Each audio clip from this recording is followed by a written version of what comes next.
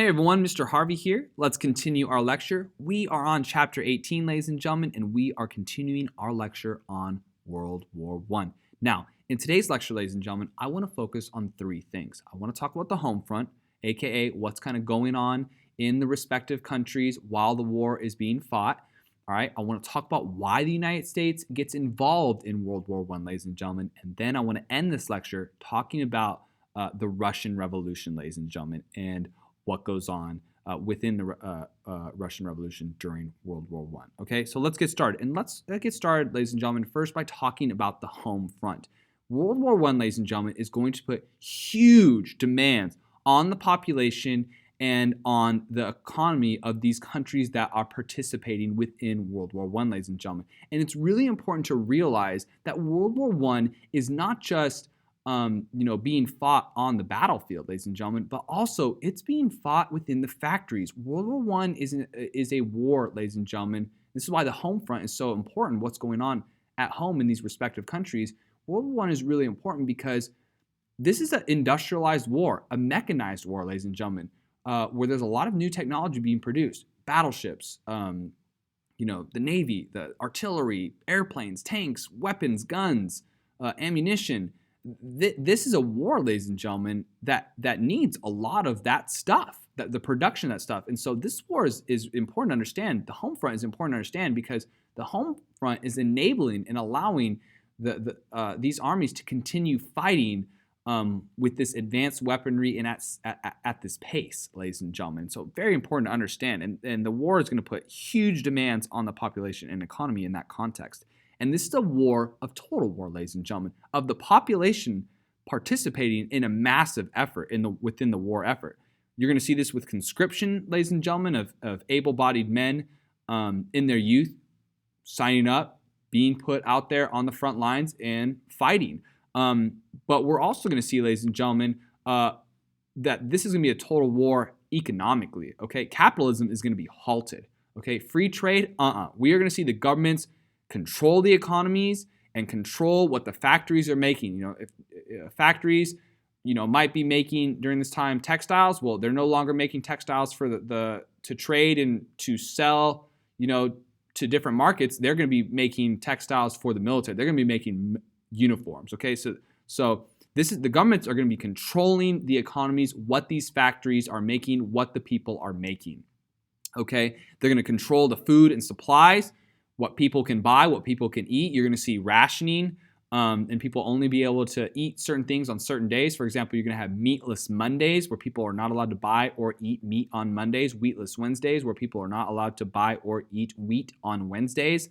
And a rationing of supplies. People are not going to be able to, get whatever they want all the time.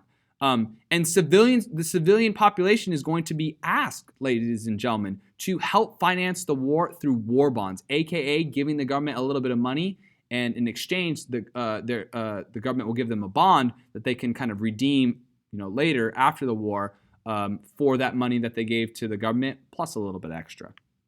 All right, and we're going to see, ladies and gentlemen, during this time, propaganda. All right, massive propaganda on the home front, really to mobilize and sway public opinion. This is going to be a really powerful tool in kind of manipulating the public's opinion towards the war, towards the countries that they are fighting against. The news is going to be censored. People and the government's going to be engaging in this mass propaganda to really assert control over public opinion. They're going to be glorifying the troops from their respective countries. So the allies are going to be, glorifying the troops fighting for the allies and really dehumanizing the opposing forces. So the allies will be glorifying their troops and really dehumanizing the Central Powers of Germany, Austria, and the Ottomans. Okay, so that's going to be a very important role within the home front, ladies and gentlemen, and component of the home front. Now let's talk a little bit about women, ladies and gentlemen, within the context of World War I and the home front. Women are going to be vital to the war effort, ladies and gentlemen. Why? Well, many of the men are leaving to go fight. And as the men are dying, if there's any men within the factories or industry, wherever in the economic sector, they are going, as we see casualties mount, you're going to see more and more and more women, participating within the economy and participating in less traditional jobs than they typically were allowed to. And that kind of shows the the desperation of Europe, ladies and gentlemen, and also the amount of casualties that we're going to be seeing. But women are going to replace the male factory workers. They're going to be vital to the wartime production, ladies and gentlemen. They're also going to be balancing the household, who's taking care of the kids. The women are still going to be expected to be taking care of the kids. And as we see casualties mount up, as we see the desperation of European armies to try to win these battles, we're going to see more and more women drawn into jobs away from the home and that are better paying and less traditional. And that really shows you the desperation is we're going to see Europe in these patriarchal societies allowing women to be in jobs in economic areas that they traditionally were really not allowed to join in. And that really shows, ladies and gentlemen, some of the changes that we're seeing with World War I, ladies and gentlemen. And women are going to benefit greatly socially after the war, both socially and politically. Perhaps one of the most famous examples of this is we are going to see in many countries, not all, but many women gain the right to vote after World War I as a token kind of showcasing, how valuable women were to the war effort and taking care of the countries during the war, ladies and gentlemen, really recognizing their contribution. All right, and here you can see, ladies and gentlemen, a woman working in a munitions factory. Now, really important to understand that in these munitions factories, ladies and gentlemen, where the women worked at, the conditions were terrible. And a lot of the chemicals and weapons and substances that women were working with was dangerous. A lot of women would be poisoned by constant exposure to some of these chemicals. Women were called canaries due to the poisoning of them. Their skin would turn yellow, and women suffered tremendously, ladies and gentlemen. And think about it: after they were done working a long shift in the factories, they went home to go take care of their kids and their families and their traditional domestic kind of sphere that they traditionally had been in. So women were really valuable to the country's wartime effort, ladies and gentlemen. Very valuable. And here we see, ladies and gentlemen, some propaganda from this time, ladies and gentlemen. As you can see, definitely trying to sway public opinion. We can see this Australian poster trying to sway public opinion against the Germans, really dehumanizing, very negative personification of the Germans. Okay, and you can see the same thing in this American poster, propaganda. All right, and the same thing in this propaganda poster. Dehumanizing, trying to sway public opinion towards supporting the war effort. All right. Let's talk about the United States entering the war, ladies and gentlemen. This is very important and really important to understand that we are seeing with the United States entering World War I more and more United States involvement within European affairs, ladies and gentlemen. This is kind of signaling and showcasing the United States involving themselves in Europe's affairs, kind of the arrival of the United States as a world power, a world player, and that's important to understand. And we're going to see that, ladies and gentlemen, in World War II as well as the Cold War. Okay, so let's talk about why the United States enters the war. Number one is the Lusitania. Okay, if we remember that was a cruise liner that was sunk. That was very Americans died on that. There was a large public outcry against that. The United States was very upset about that, and public opinion will shift towards joining the Allies and fighting the Germans for the sinking of the Lusitania. And really important to understand that America the dominant kind of foreign policy viewpoint is isolationism during this time. A lot of the United States Americans are like, you know what, that's Europe's problem. Let's not get involved. That doesn't concern us. Why would we get involved? But with the Lusitania, that's going to start to shift public opinion towards joining and fighting the war. Another was the Zimmerman Note. Okay, the Zimmerman Note, where Germany proposed an alliance with Mexico, where Mexico would invade the United States, and then in compensation for that, they would receive territory that Mexico lost in the Mexican-American War. Again, swaying United States public opinion. The United States did not like this when this came out. Okay, and this kind of generated even more anger towards the Central Powers, the Germans, and kind of swaying them and joining the Allies. All right, we're going to see Germany continue to resume unrestricted submarine warfare. shooting and sinking United States merchant ships. And that's going to continue to upset the American public. But another one that's very important, ladies and gentlemen, is the Russian Revolution. This shocked the United States, Woodrow Wilson, who's the president during this time, and scared the public of the United States due to fear of communism. This is kind of a Red Scare, and you'll learn more about that in APUSH next year. But you're going to see kind of a Red Scare start of where people are going to fear communism, coming to this democratic capitalist nation, the United States, and people are going to be really nervous about that and fearful of that instability. And Woodrow Wilson's going to fear that with the Russian Revolution going on, what's to stop the Russian Revolution from spreading, kind of like the French Revolution, from spreading all across Europe and Europe becoming communist and totalitarian. And so that's going to be another reason why the United States will join, is they want to kind of prevent the spread of the Russian Revolution from they want to stop the Russian Revolution, but also prevent the spread of communism and some of those revolutionary ideals all throughout Europe and the world. Okay, so these are some of the major reasons why the United States will enter the war. All right. And so this is kind of the map, ladies and gentlemen. We've talked about this throughout the lecture. We have the Western Front, the Eastern Front, okay? And there's some significant changes, significant fighting within this war, and it is really destroying and devastating Europe, ladies and gentlemen.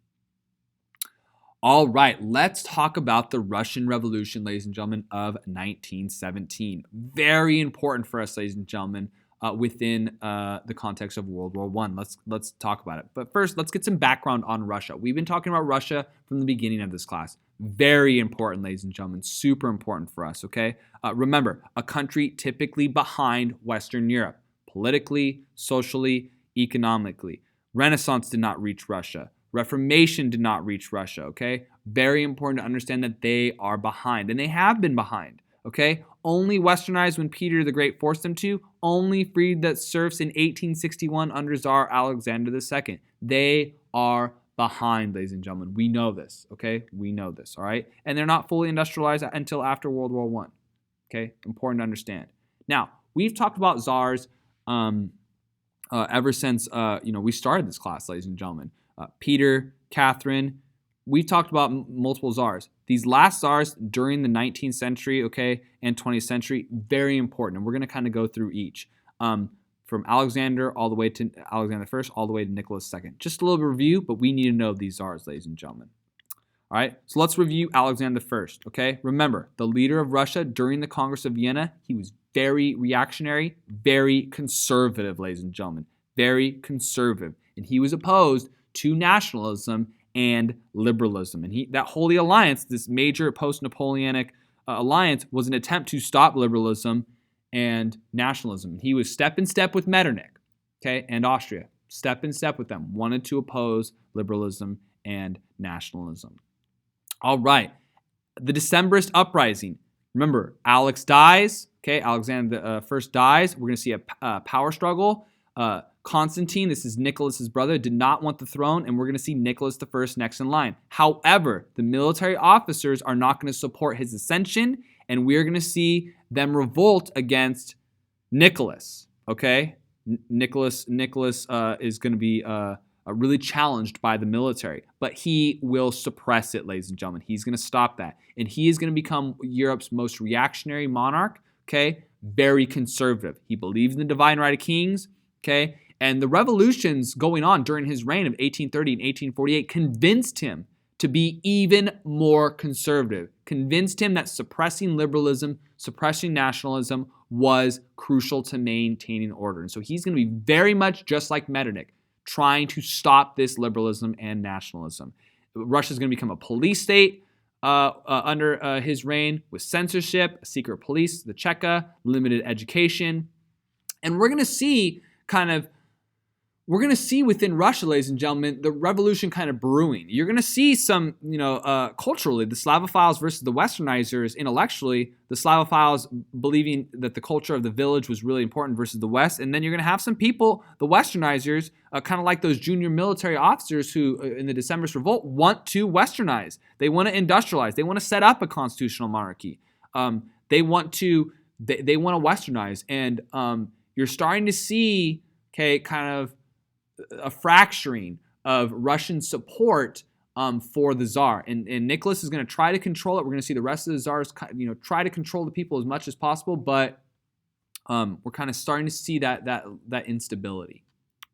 All right, Alexander II. He was a reform-minded Tsar, just like Peter. All right, and remember, he is the one who really wanted to get rid of serfdom. He believed it inhibited Russia's modernization. Okay, so we have that Emancipation Act of 1861. And remember, he messes this up.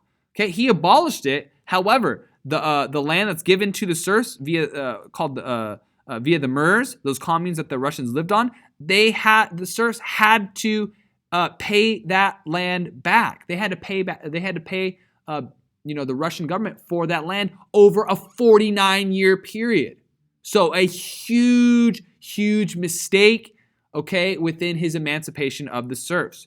He's also going to have those zemstvos, which were those local offices, assemblies, district assemblies offices that was controlled by the nobility, improve the judicial system, make military reforms. But remember, this Tsar was very unpopular. There's a lot of instability. We're seeing this instability within Russia, and he's going to be murdered, assassinated by anarchists in 1881, ladies and gentlemen. We have Alexander III, very conservative, very reactionary. Okay, he's going to persecute non-Russian groups, institute pogroms, which are going to be these anti-Semitic activities against the Jewish population. We're going to see during his reign Russia start to industrialize. We're going to see him encourage more economic trade with Western Europe and investment with Western Europe. We're going to see a Trans-Siberian Railway. Okay. However, really important for us to understand, he will also see improvements in steel and petroleum industries. However, the Tsar that's very important for us to understand is Nicholas II. He is the last Tsar. He is the Tsar who will oversee and be overthrown with the Russian Revolution. Let's talk about him. Okay. He is going to suffer a humiliating defeat to the Japanese in the Russo-Japanese War. This is one of the first times a major European power will be defeated by a power from Asia, ladies and gentlemen. And this is going to really start and foreshadow the instability that will ultimately end the monarchy. We're going to see the Treaty of Portsmouth. That's going to force Russia to turn their attention for growth in the Balkans, and we are going to see this also facilitate the revolution of 1905. Let's talk about that. We are going to see more liberalism, more support for checking the power of the Tsar, coupled with that loss to Japan, is going to facilitate a call for reform. Nicholas II is not going to handle this very well. We're going to see Bloody Sunday, where the army is going to shoot the protesters calling for reform. That is going to lead a lot of people to be super upset with Nicholas, very upset about how he handles that situation, and he is going to be forced to make some serious concessions. He's going to create kind of a legislative body called the Duma, kind of like parliament, and he's also going to cancel the serf payments to the land, ladies and gentlemen. All right, and so that October Manifesto is going to create the Duma. This is advisory board to the Tsar. We're going to see Pyotr Stolypin institute some important agrarian reforms. However, very important to understand, ladies and gentlemen, the writing is on the wall. He does not have a lot of support from the people. There's a lot of instability in Russia. The conditions are ripe for revolution, and we're going to see that only exacerbated with World War I, ladies and gentlemen. Okay, now let's talk about socialism in Russia. Got to know Lenin. Okay, got to know Lenin. All right, he is going to be our leader of the Russian Revolution. And his socialism has three basic ideas. One, violent revolution. Very much in line with Karl Marx, ladies and gentlemen, and Frederick Engels' Communist Manifesto, 1848. Okay. Two, Lenin understood the social, political, and economic conditions of Russia. He understood that revolution was possible. He just needed the spark, and he's going to get it from World War I, ladies and gentlemen. But also, he believed, and we talked about this, in that if he's going to spread the revolution and facilitate the revolution, he's going to need that with his professional elite revolutionaries. The Bolsheviks, okay, would facilitate this, spread the revolution, and kind of kickstart this thing. And that's different from Karl Marx's beliefs, right? So Lenin believes that he would have those elite revolutionaries who would facilitate this, control this, and start this revolution. Okay, and we're gonna be seeing that. Let's talk about the causes to the revolution. Okay, one is the poor showing with the Japanese Russian War of 1905, ladies and gentlemen. This was embarrassing for them and really damaged Nicholas's credibility.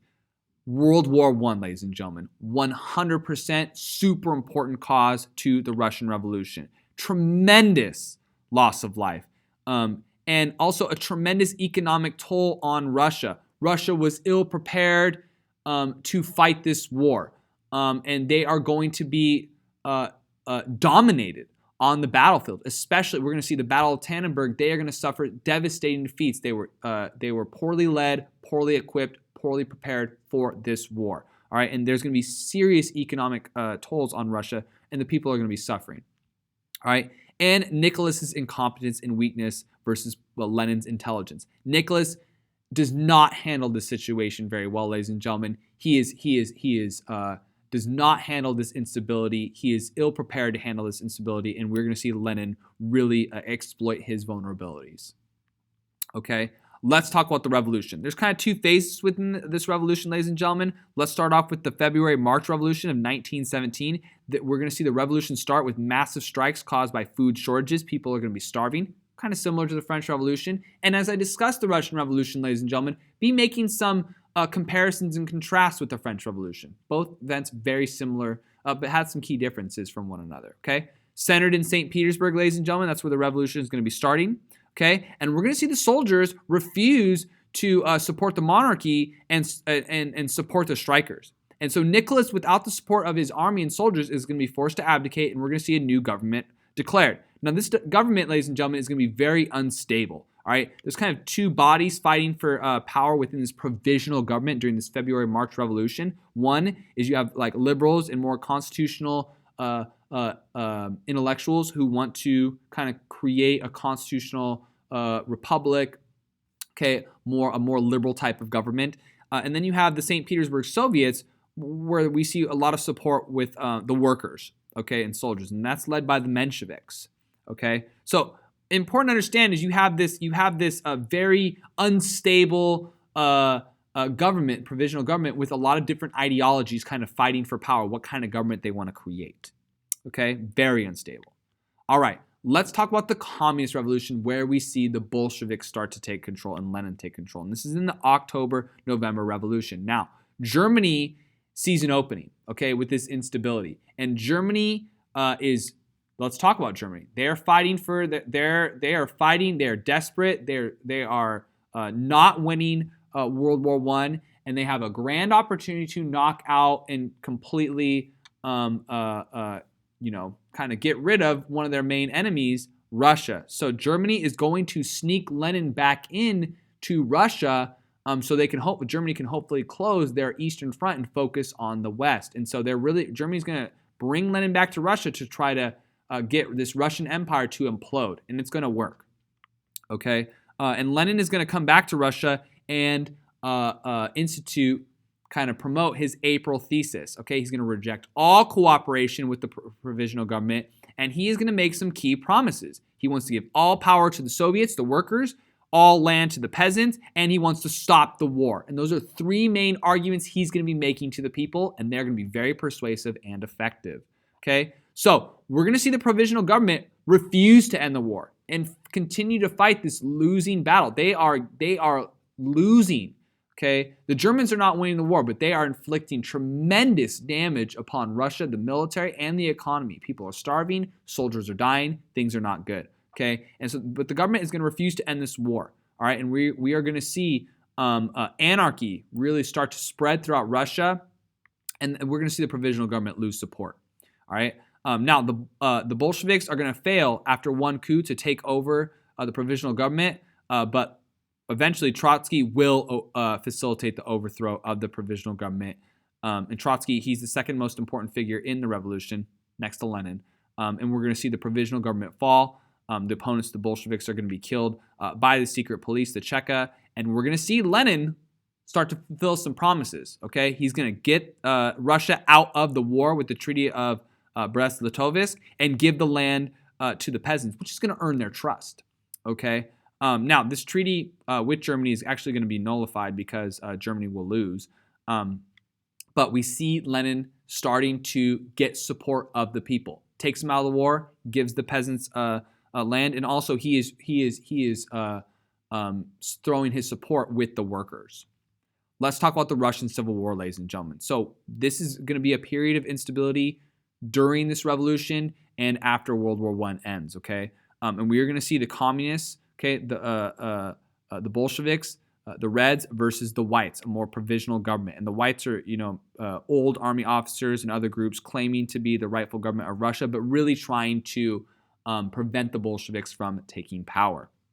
Okay, now, many of the peasantry, which is the majority of the population of Russia, is going to fear the Whites, okay, and support the Reds, support the Bolsheviks, ladies and gentlemen. And the Allies, ladies and gentlemen, are going to support the White. They're going to be supporting the group fighting the Bolsheviks and send troops to Russia to get Russia back in the war.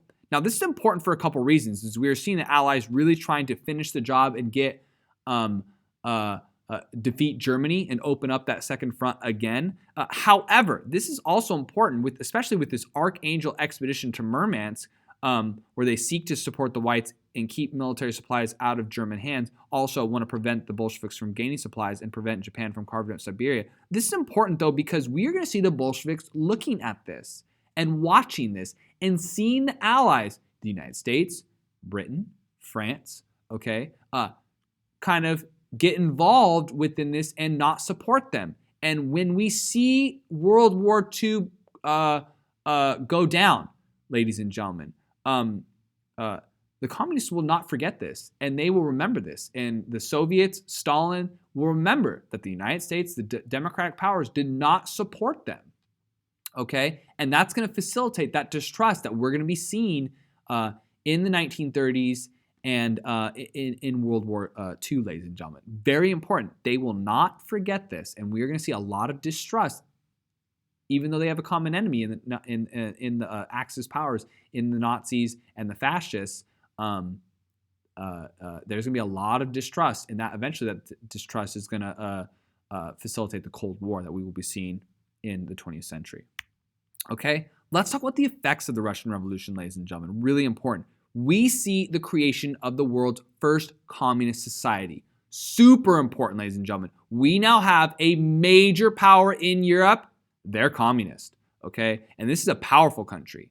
This is the official end of the Romanov dynasty. And we are going to see a complete transformation of Russia intellectually, economically, socially, and politically. We're going to start to see the mass education of people in Russia. And ladies and gentlemen, we are going to start to see communist ideals spread globally. Very important for a couple reasons, ladies and gentlemen, because we are going to see dramatic effects from this. The rise of fascism.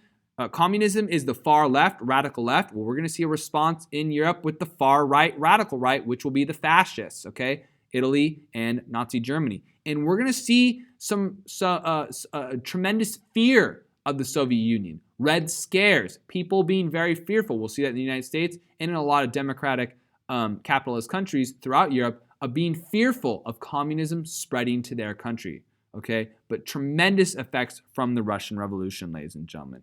Okay, and here is a picture of a group of Russians protesting against the government. All right, let's stop there for today, ladies and gentlemen. Thank you so much for joining my lecture, ladies and gentlemen. I hope it was really helpful. The next lecture, we're talking about the end of the war. Thank you so much.